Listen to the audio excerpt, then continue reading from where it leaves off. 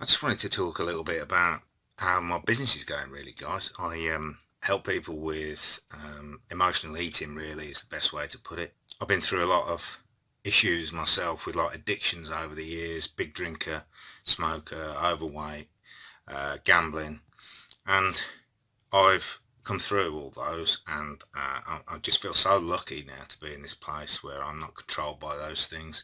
And it's kind of a spiritual thing, I guess. That's how some people might put it, or just having a completely new philosophy of life.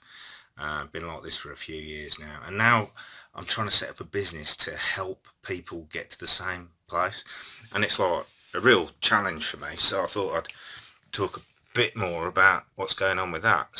So yeah, like I help a few people with weight loss stuff because I've done a PT course. I know a lot about training. My biggest advantage in doing that, I feel, is my personal experience and being able to keep away from the kind of like addictive foods. So yeah, what I really try and do in the main is help people with emotional eating. But it's been quite interesting because I've been sort of playing around with this for a couple of years now, and I found it really hard to kind of, how people talk about niching and finding your niche and stuff like that, and got a lot of help from different coaches and marketing people, and but to be honest, I really struggled with it. I really found it hard to kind of almost put a title to what I do, and until you do that, it's kind of really hard to pick up clients, I've found. And I've had a few, but not many. And I'm lucky because I've got another business which is keeping me going. But yeah, I found it tough growing this, and a lot of that is because of not having a niche. But it was quite interesting because somebody in one of the marketing groups that I'm in uh, posted yesterday, and she said sort of the same thing, that she was really struggling to find a niche. And I think what she was saying was that she's just putting too much pressure on herself, and it's actually starting to get her down a bit. And I kind of got pretty close to that myself as well, I suppose. Not that it was getting me down, but it was just like you start to think, well, am I ever going to find the way of kind of putting words to what it is I do? And there's quite a bit of pressure in the marketing groups to get that right, I suppose, because everything you put out kind of goes around that. So if you're making a lead magnet or a course or whatever, then you kind of need titles for it and stuff, and to know who your audience is.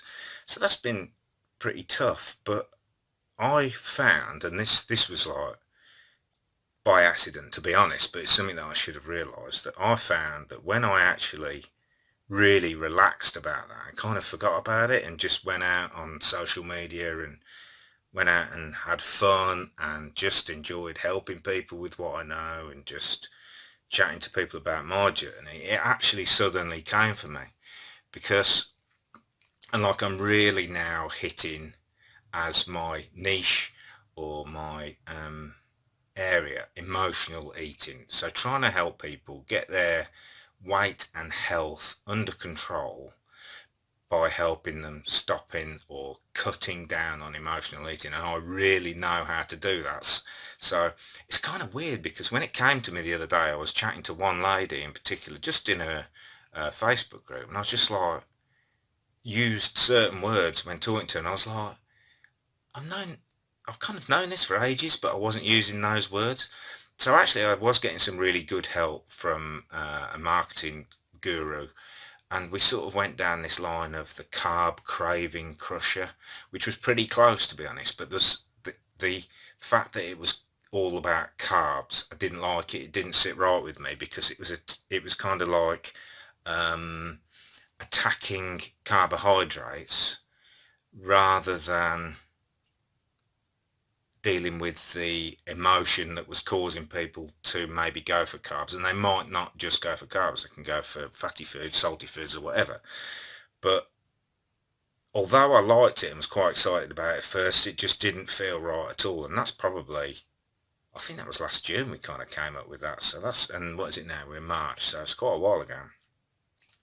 But then just the other day I was just chatting to someone and we started talking about emotional eating, and I was just like, That's it. It's emotional eating. That's what I can help people with, because all of my addictions were caused by trying to dampen down an emotion just by trying to feel better. So I don't particularly want to start talking too much about that, but yeah, more really about how hard it was for me to try and nail that. And it took me a long time. But actually, when I chilled out a bit about it and just started chatting to people about what I know, it's just on Facebook, on Instagram, and it just kind of came to me really as if it should have been there all along.